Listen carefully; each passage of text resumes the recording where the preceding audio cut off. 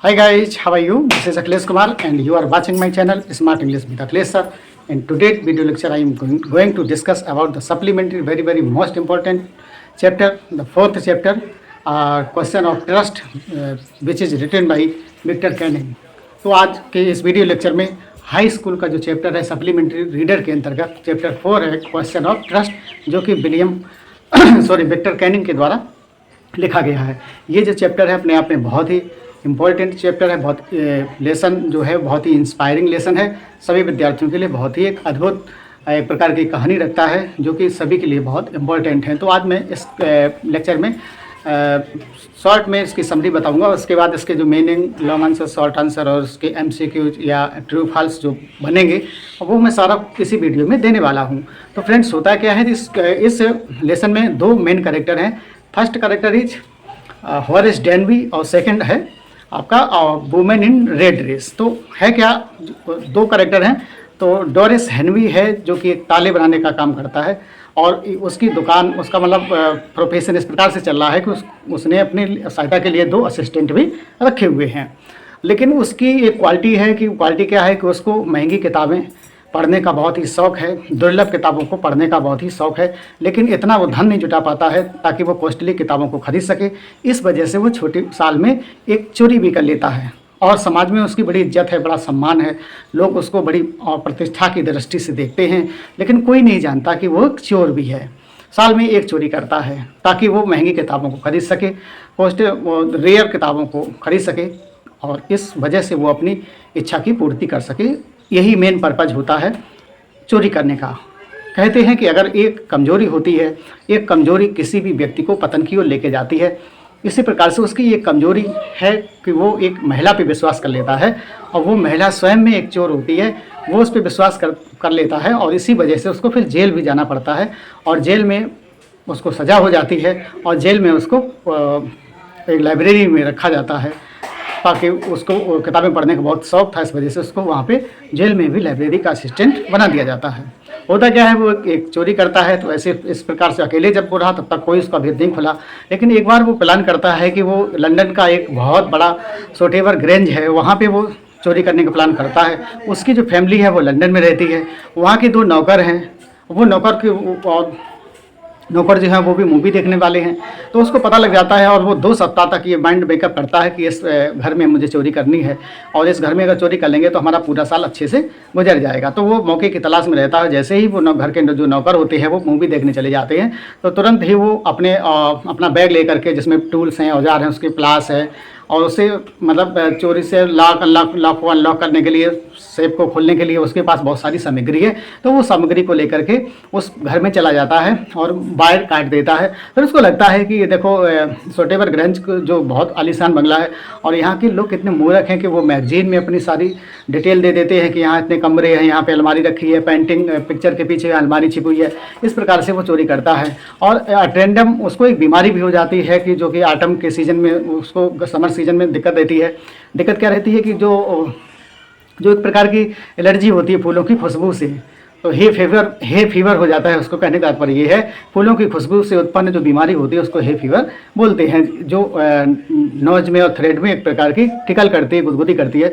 और इस वजह से तो उसको चोरी करने का मेन मकसद ये भी रहता है कि ऑटम के सीज़न में 3 जो किताबें थीं बहुत ही वो प्रकाशित होने वाली थी, मार्केट में आने वाली थी और उसके पास इतना पैसा नहीं था कि वो उन किताबों को खरीद सके। इस वजह से वो चोरी करता है और चोरी करते समय क्या होता है कि महिला जो होती है वो महिला जो है वो महिला है उसने लाल रंग के कपड़े पहन रखे हैं। तो वो महिला एकदम से आके खड़ी हो जाती है और कहती है, भाई क्या कर रहे हो। तो इस प्रकार से वो उसको देखता है और उसको डर लगता है कि मुझे यहाँ से जाना चाहिए, अदरवाइज पुलिस आएगी और मुझे पकड़ ले जाएगी। इस प्रकार से वैसा तो सोचता है। लेकिन वो जो महिला होती है वो उस पर हंसती है, वो भी उसको देख करके थोड़ा प्रसन्न होता है। उसको लगता है कि महिला वास्तव में अच्छी लेडी है और महिला झूठ बता देती है कि मैं ऊपर की मंजिल में रहती हूँ, मैं इस घर की ऑनर हूँ और तो लेकिन मुझे पार्टी के लिए आभूषण चाहिए, तो लेकिन मैं इसका कोड भूल गई हूँ, तो कृपया करके आप मुझे अलमारी को खोलने का वो तरीका बता दीजिए, आप खुद खोल के दिखा दीजिए क्योंकि मुझे पार्टी में जाना है और मुझे ज्वेलर्स पहन के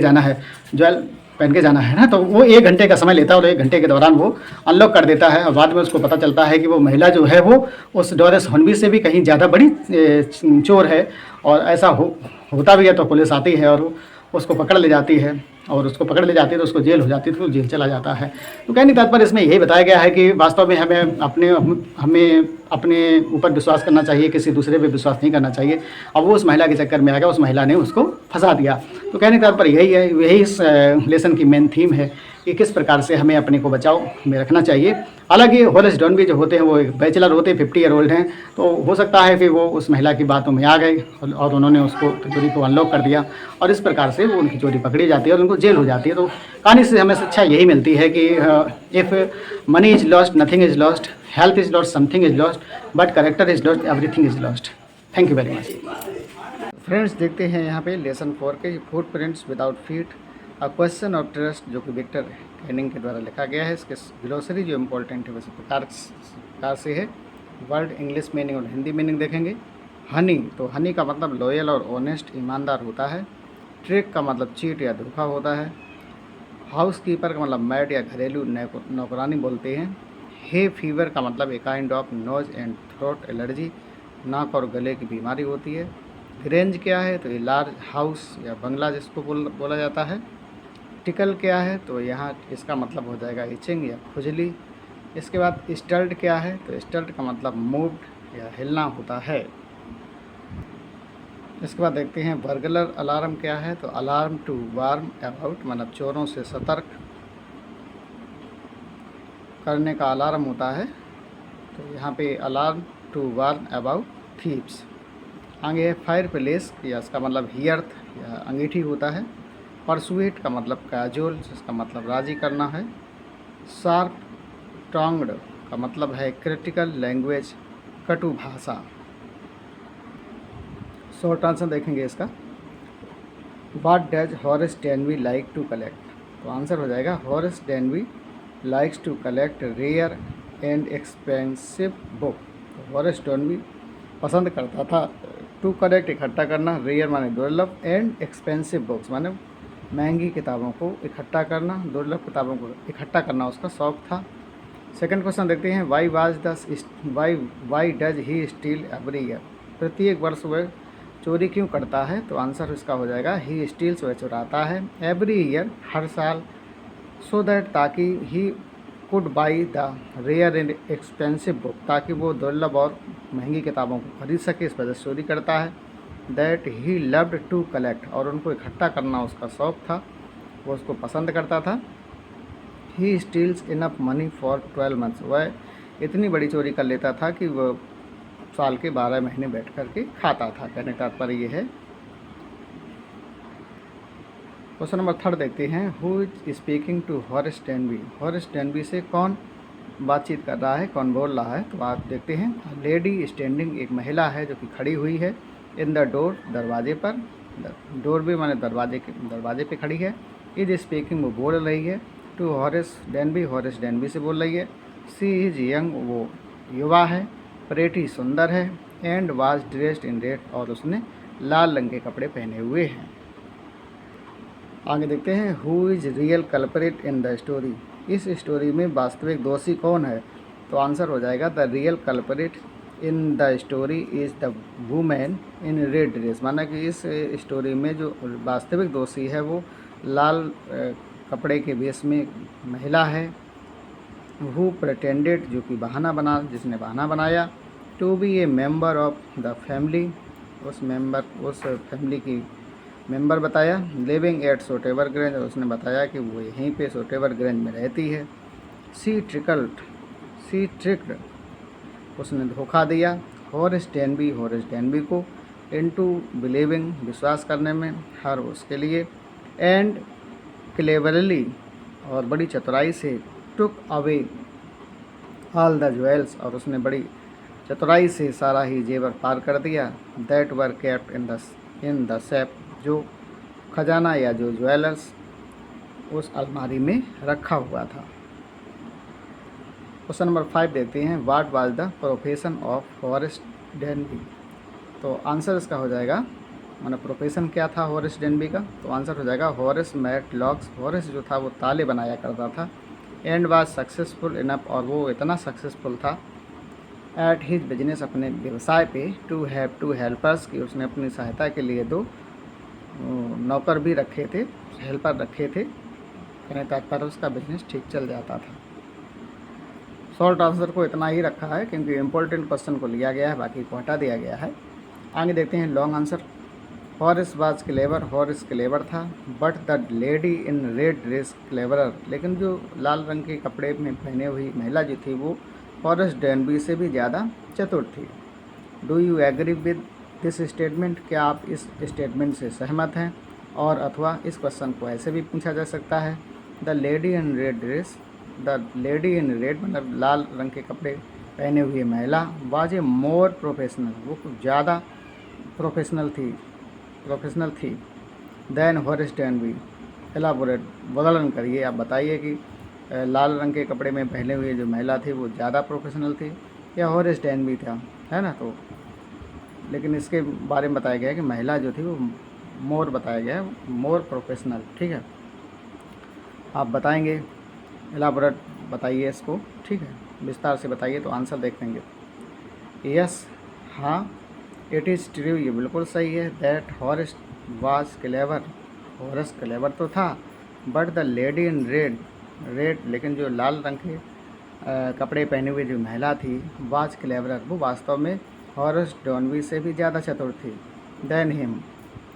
the lady in red was a more professional थी देन हॉरिस डैनबी, कहने का तात्पर्य है कि जो लाल रंग के कपड़े पहने हुए महिला थी वो हॉरिस डैनबी से ज़्यादा चतुर थी, कहने का तात्पर्य ये है। फर्स्ट हेडिंग देखते हैं, हॉरिस डैनबीज प्लान। तो Horace Danby is meticulous planner. तो इधर देखते हैं, हॉरिस डैनबी इज मेटिकुलस, हॉरिस डैनबी है जो सूक्ष्म प्लानर है, मतलब विस्तार से प्लान नहीं करता है, नैरो माइंडेड है। हु हैड केयरफुली प्लान, जो बहुत सावधानी पूर्वक प्लानिंग करता है। द आउटस्टैंडिंग रोबरी, मतलब असाधारण लूट के बारे में वो प्लान करता है, लेकिन कैसा प्लान करता है? मेटिकुलस, ना कि विस्तार से नहीं बल्कि हाल की ही सोचता है, कहने का तात्पर्य सूक्ष्म ढंग से। आगे देखते हैं, he was very fond of reading rare and expensive book, वह बहुत ही शौकीन था किताबें पढ़ने का। कैसी किताबें? रेयर, दुर्लभ, एंड एक्सपेंसिव, और महंगी किताबें पढ़ने का उसको शौक़ था। सो ही माइंड मेकअप, और इसी प्रकार से वो अपने माइंड को मेकअप करता है।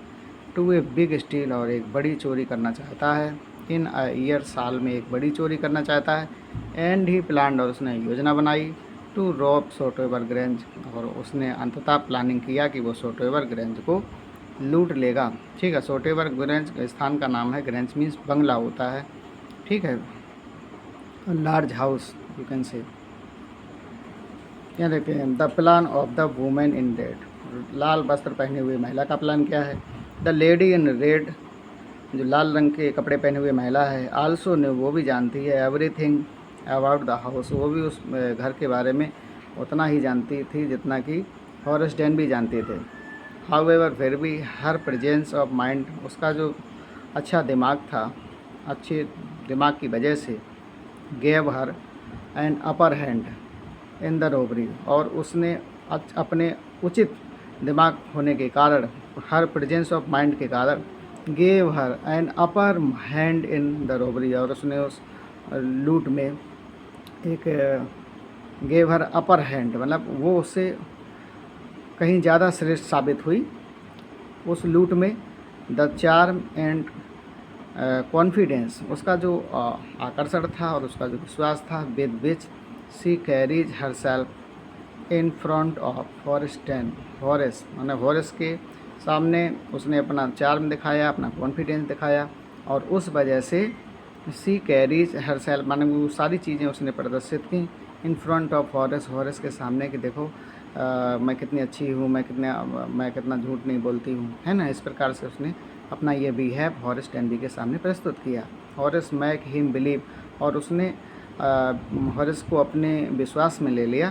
दैट, इस प्रकार इसकी, she is the honour of the house, और वो वास्तव में उस घर की ऑनर नहीं थी, लेकिन अपनी चतुराई से, अपनी सुंदरता से, अपनी मतलब जो महिलाओं का जो होता है बातचीत करने का तरीका, उसने बिल्कुल प्रभावित कर दिया उसको, और हॉरिस डैनबी भी समझ गया कि वास्तव में यही उस घर की ऑनर है, जबकि वो ऑनर नहीं थी, है ना।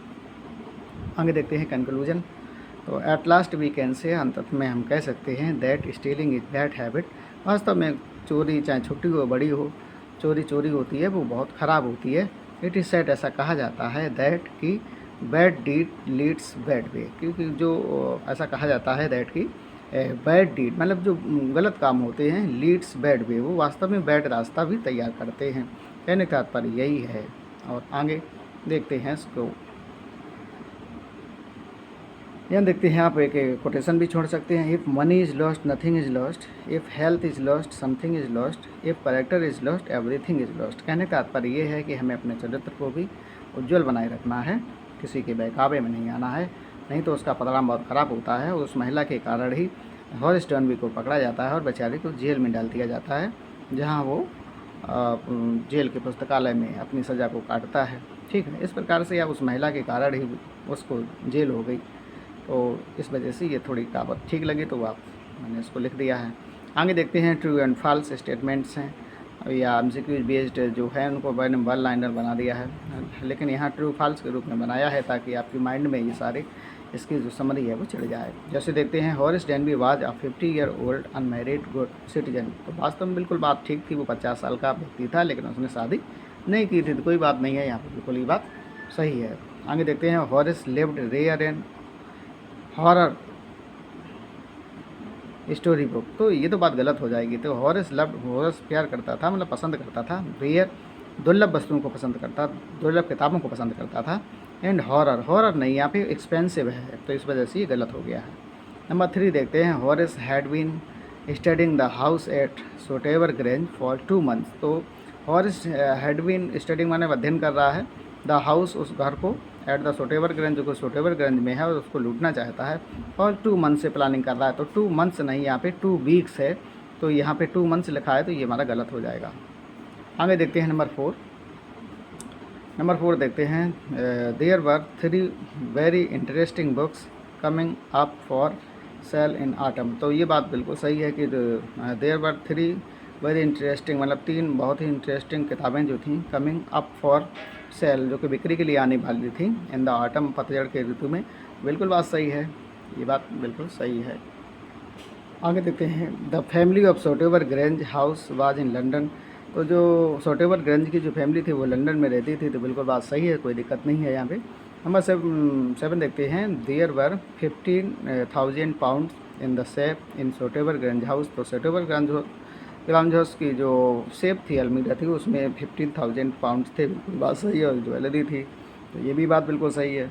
आगे देखते हैं the name of the dog was शेरी, मतलब उस घर में जो कुत्ता रहता था उस कुत्ते का नाम शेरी था, तो बिल्कुल बात सही है, तो वो शेरी ही था उसका नाम, तो इस वजह से ये बात सही है। नंबर 9 देखते हैं Horace open the safe with in an hour. Horace Dernby ने उस अलमारी को 1 घंटे में खोल दिया था, तो बिल्कुल बात सही है, उसने 1 घंटे का ही प्रयोग किया था। नंबर 10 देखते हैं हॉरिस is now he the assistants librarian in the prison. तो वास्तव में ये भी बात सही है।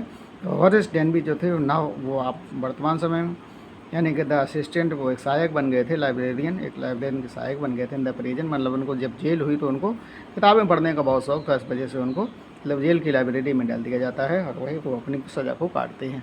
फ्रेंड्स, आज के लिए ये रिटन वर्क का जो लेसन था वो पूरा क्लियर होता है।